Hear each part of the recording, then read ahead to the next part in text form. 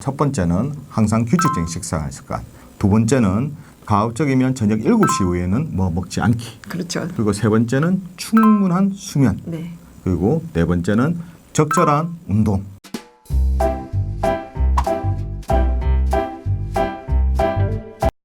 안녕하세요. 육아한방 잔소리쟁이 안영미 원장. 수다쟁이 최미옥 원장입니다. 제가 저번 시간에 참 죄송하다고 말씀드렸는데 이번에도 또 죄송을 한번 더 해야겠습니다. 네. 역시 소아 비만 문제고요. 오늘은 조금 더 디테일하게 좀 조금 말씀드리려고 얘기를 합니다. 해주셔야 될 것 같습니다. 소아 비만 저희가 아무리 강조해도 정말 요즘은 정말 중요하단 말이에요. 요즘 아이 비만 때문에 나중에 보면 성적 수정이라든지 심리적으로 애들 위축이 되면서 문제가 막 자존감이 떨어진다든지 아니면 또 커서 성인병에 노출될 가능성이 높기 때문에 그게 성인까지 문제가 이어지는 예, 또. 저번 시간에도 여러 가지 말씀을 드렸는데 중요한 부분이 일단은 어린이 비만, 소아 비만의 제일 중요점은 위장의 열을, 위장의 습열을 제거시켜주는 게 제일 큰 목적입니다. 그렇게 먼저 치료를 하고요. 두 번째, 이제 배설을 잘 시켜줘야 됩니다. 안에 채여 있는 것들을 밖으로 빼줘야 되는데요. 뭐 소대변 원활하게 많이 배출시키고요. 그다음에 땀을 내줘야 된다는 거. 이 세 가지가 굉장히 중요하기 때문에 소아 비만을 치료하는 뭐 한의원에서는 다 아마 이걸 원칙으로 하실 거라 생각이 듭니다. 어머니들께서 아이들이 체격이 있는 애들 같은 경우는 소화도 잘 되고 되게 장도 좋을 거라 생각되는데 아니더라고요. 생각보다 아니에요. 대변을 뭐 수시 때때로 먹자마자 그렇죠. 본다고 얘기하는데 애는 뚱뚱한 거예요. 그 좀 보통 이제 변을 뭐 하루에도 뭐 서너 번씩 본다고 본다는데 그러는데 변의 질이 그러니까 하루에 한두 번 정도를 보는데 그 쾌변을 보고 끝내야 되는데 이 아이들은 보통 세네 번 보는 애들은 변이 일단 흐트러지고 풀어지고 형체가 많이 그리고 없고 또 이런 게 애들이 특징이죠. 오히려 비위가 좋아해가지고 오히려 또 맞습니다. 생각외로 못 먹는 음식도 많고 그러니까 편식이 되게 편식을 심해요. 하는데 좋아하는 걸 많이 먹죠. 비만하는 아이들이 절대 소화 기능이 좋고 장이 좋은 아이들이 아니다는 거. 그래서 아까 말씀드린 것처럼 습열이라든지 치료를 좀 해야 된다는 게 소화가 잘 돼야 되고 대소변이 시원시원해야지 아이들이 이제 체중 관리도 원활하게 잘 된다는 게 정말 중요한 얘기입니다. 그렇죠. 저희 아이들 비만 저번에도 말씀드렸다시피 가장 큰 원인이 체지방률 높이게 되는 가식이라든지 운동 부족이 제일 큰 원인이 되거든요. 요즘 아이들이 옛날보다 운동이 못하잖아요. 아, 그렇죠. 엄마들이 어릴 때부터 학습을 시키다 보니까 더 어린 나이에 운동량 부족이 오니까요. 비만이 더 많아지는 것 같습니다. 그렇죠. 그래서 이제 운동도 좀 부족하게 되고 또 아이들이 이제 그 대신 이제 먹는 걸로 아무래도 고열량 음식들 고열량을 먹고 과자라든지. 운동 부족이 되기 때문에 이제 점점 저기 어린 나이에 비만 환자들이 더 늘어나고 있잖아요. 자, 그래서 병원에 오게 되면 어머니들한테 이렇게 말씀을 드리거든요. 아이들은 어른들처럼 다이어트하는 게 아니라 아이들한테 항상 규칙적으로 먹을 수 있는 게 제일 중요하다. 그게 무조건 1번입니다. 학교 들어가기 전 아이들 똑같고 초등학교 1, 2학년 아이들한테도 말씀을 드리게 되는데 제일 중요한 거는 규칙적으로 아침, 점심, 저녁 간식은 또 딱 정해놓고 정량을 먹자. 다이어트를 해서 아이들 비만 치료를 해서 아이를 적게 먹는 게 아니라 키도 그렇고 내 성장이 제일 중요한 시기이기 때문에 내가 먹어야 될 거는 골고루 먹되 그 대신 가식을 안 하는 게 제일 중요합니다. 필수 그리고 영양분을 꼭 먹어야 꼭 된다는 먹어야 거. 된다. 그것도 성장은 잘 돼야지 살 뺀다고 안 먹고 그리고 그 영양이 불균형이 오게 되면 또 성장 자체도 안 되잖아요. 그렇죠. 그래서 이제 규칙적으로 먹되 두 번째 저녁 7시에는 먹이지 말자. 아, 예, 그거 정말 중요하거든요. 저녁에 요즘- 가식을 시키잖아요. 예, 저녁에 가식 시켜야 되면 애나 어른이나 무조건 이건 저장이 됩니다. 요즘 참 아이들도 좀 늦게 자는 게 문제가 되는데 일찍 자야 되거든요. 근데 보통 이제 소화가 된 상태에서 잠을 자게 되려면 한 3시간 정도가 필요합니다. 그 공복을 3시간 지킨 다음에 재우는 것이 좋습니다. 소화가 된 다음에 자는 그쵸. 것이 저 애들 이제 숙면에 진료실에서 가장 많이 보는 것 중에 하나 자기 전까지 많이 먹이는 경우가 있습니다. 그런 아이들은 음식물이 식도나 위를 통해서 남아 있는 것들이 있게 되면 그런 아이들이 후두염 기침이라든지 아니면 코의 가래라든지 이런 것들이 감기 증상이 딱 떨어지지 않고 계속 유지가 돼요. 근데 병원에 가보면 큰 문제는 없어요라고 계속 약을 먹게 되는 경우가 생깁니다. 그 경우는 저녁을 7시까지 먹고 내지는 자기 전 3시간까지 모든 음식물을 끝내시는 것이 해결 방법입니다. 맞습니다. 이제 그렇게 해야지만 또 충분한 수면이 되겠죠. 그렇죠. 아이들 같은 경우에 성장기 때 성장 호르몬 하잖아요. 이게 저녁 10시부터 새벽 1시까지가 제일 많이 이게 피크인가요? 피크로 많이 예. 나오는 시기거든요.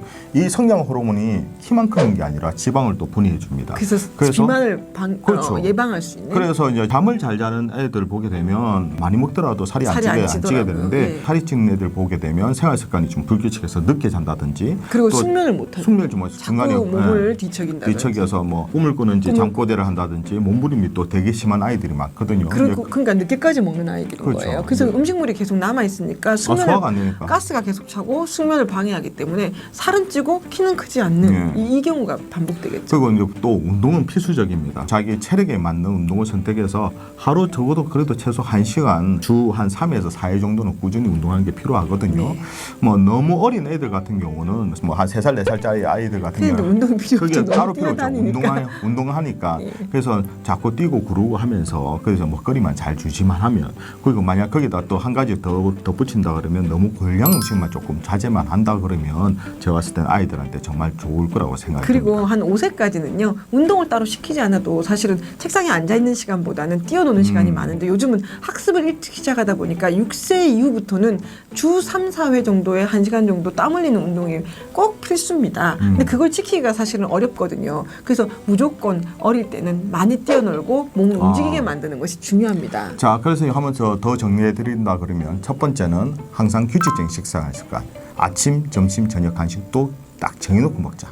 두 번째는 가급적이면 저녁 7시 이후에는 뭐 먹지 않기. 그렇죠. 자기 전 3시간. 3시간. 예. 그리고 세 번째는 충분한 수면. 네. 그리고 네 번째는 적절한 운동. 적절한 운동은 일주일에 3회 내지 4회 정도가 좋을 것 같죠? 네. 네, 1시간 정도 땀 날 만큼 운동을 하는 것이 중요합니다. 이것만 지켜주게 되게 되면 아이들 같은 경우는 분명히 이게 개선이 될 거거든요. 그래서 이제 아이들 같은 경우 참 이게 말씀하는데 아이들은 당장에 지금 살 빼려고 하시면 안 됩니다. 그렇죠. 아이들 지금 키가 크잖아요. 이제 살이 키로 가면 되거든요. 그래서 학교 가기 전에는 1년에 한 7cm 정도 크게 되고 사춘기 전까지는 1년에 한 5, 6cm 크거든요. 그때 한 5, 6cm 클 때 키가 몸무게보다 더 많이 크면 됩니다. 그래서 나중에 보게 되면 그 키하고 몸무게 정상 수치가 딱 되면 딱 되거든요. 옛날에 살이 다 키로 간다고. 순 거짓말입니다. 자꾸 거짓말. 더 먹어라. 우리 특히 할머니 할아버지들 그 살이 다 키로 간다고 하는데 요즘 절대 그렇지 않습니다. 요즘은 살이 키로 가지 않습니다. 일단은 옛날 아까 말이죠. 말씀드린 것처럼 거짓말 비만 아니고요. 세포, 지방 세포가 일단 늘어나져 있으면